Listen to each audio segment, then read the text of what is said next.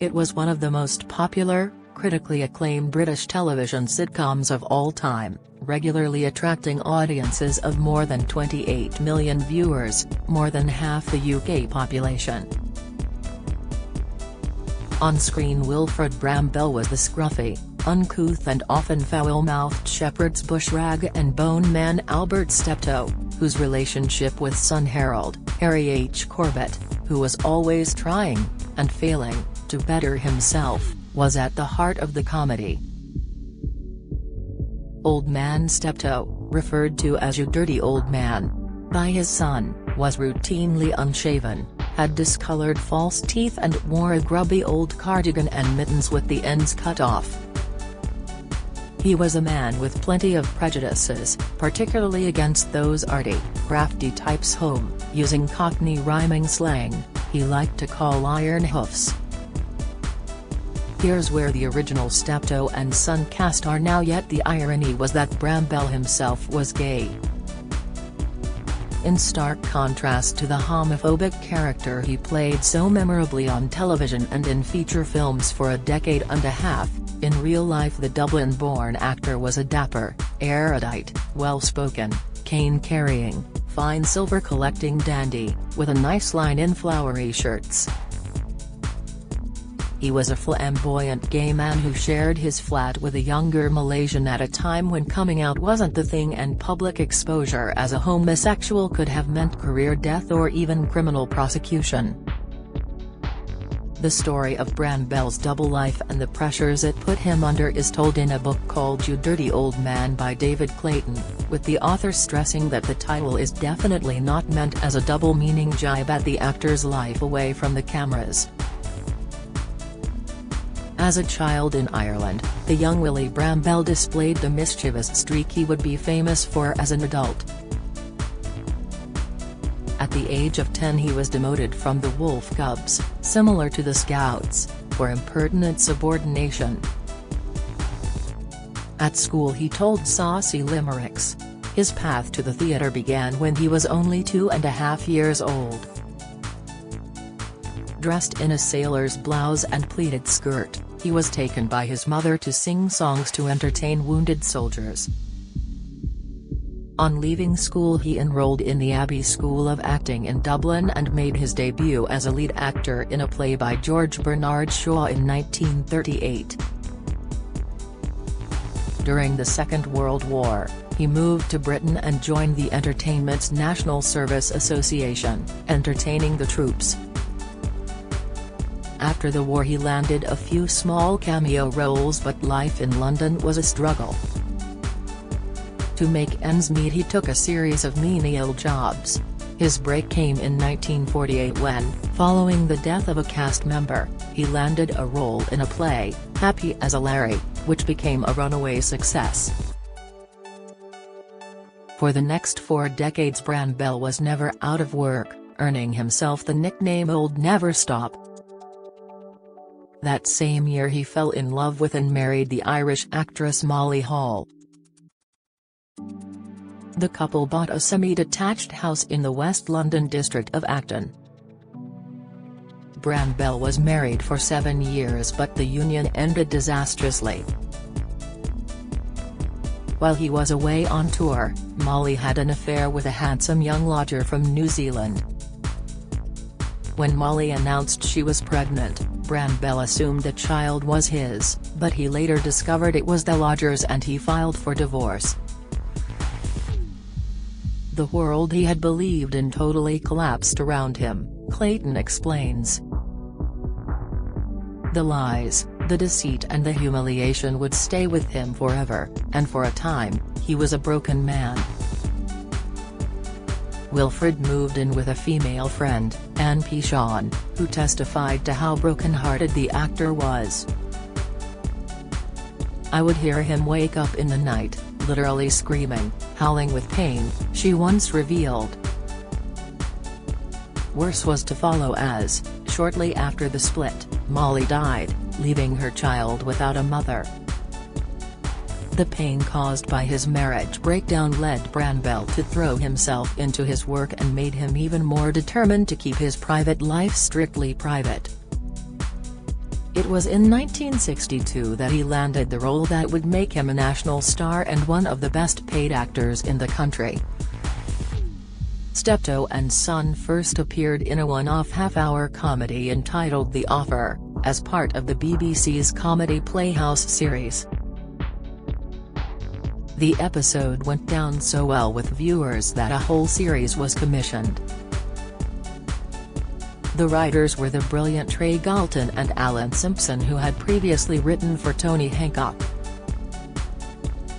It was as close to an overnight success as possible and made instant stars of the relatively unknown actors, writes Clayton. By the end of the first series, 20 million people were tuning in, yet fame brought problems of its own for Brambell. In November 1963, after attending a BBC party, and somewhat the worse for wear, he wandered into a public convenience at Shepherd's Bush Green. There, he was arrested by an undercover policeman for persistent importuning for an immoral purpose. These were the days when engaging in homosexual acts could still result in a prison sentence. Brambell, who had also recently starred in a Walt Disney film due for imminent release, was worried that if he were found guilty it might derail his career. In court, he denied being gay. In the end, he was acquitted and conditionally discharged for a year. He told friends he didn't know the man in the public convenience was a policeman, and all he had done was smile at him. The incident made him even more determined to protect his privacy. He did it by adopting a disguise. After the show, he would get out of his scruffy rags and emerge dressed impeccably, Galton recalled.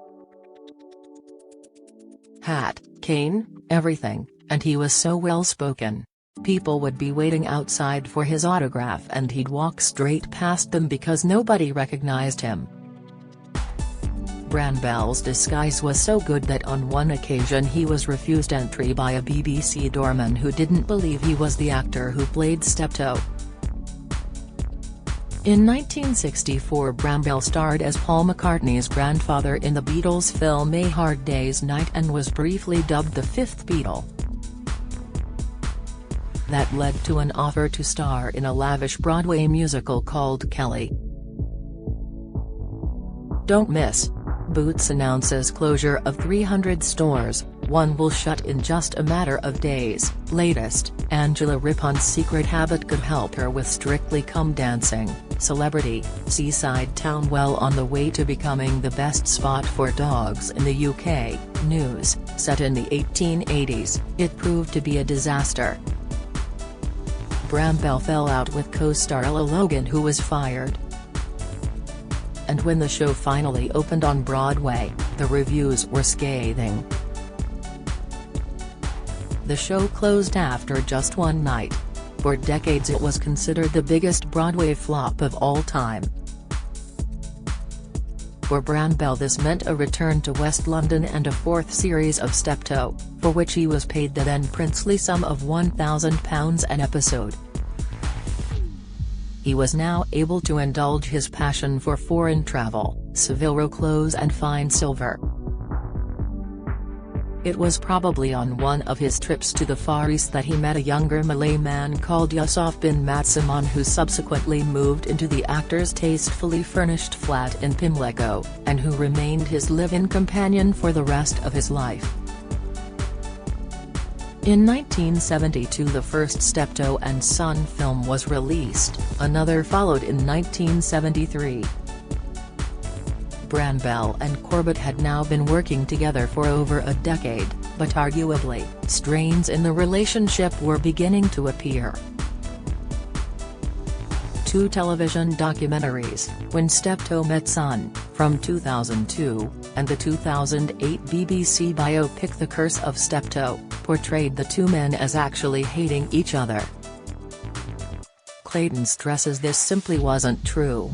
It's a known fact that off-screen, Brambell and Corbett were not keen on socializing, but all the evidence gathered in this book suggests they enjoyed working together and had great respect for each other, he says. The stories about a fallout between the men seem to center on a tour of the Antipodes they made in 1977. Brambell, who'd always enjoyed his gin, was now drinking more heavily than ever and was often inebriated. He is said to have turned up drunk for a live radio interview in New Zealand and, to Corbett's great embarrassment, launched into an expletive-laden rant about the country and how much he hated it. Perhaps, as Clayton surmises, Brambell's dislike of the country stemmed from that New Zealand lodger all those years before. When Harry H. Corbett died from a heart attack in 1982, aged just 57, Brambell was devastated. At the memorial service for his on-screen son, he wept throughout. Brambell himself was now 70. The man so closely associated with one classic sitcom could so nearly have starred in 3 more. He played the miserly landlord Rooksby in the original Eric Chappell play The Banana Box, but when it transferred to the West End and was later adapted for television as Rising Damp, the role of Rigsby went to Leonard Rossiter instead. Brambell was also considered for the role of Grandad in Only Fools and Horses, and although he was cast as the Duke of Chesterton in the first series of Blackadder, he got so impatient on the first day of rehearsals that he simply walked out. "I don't think he even made it to the lunch break," recalled producer John Lloyd. Brambell's last major role was playing a dying gay man in the short film Death and Transfiguration.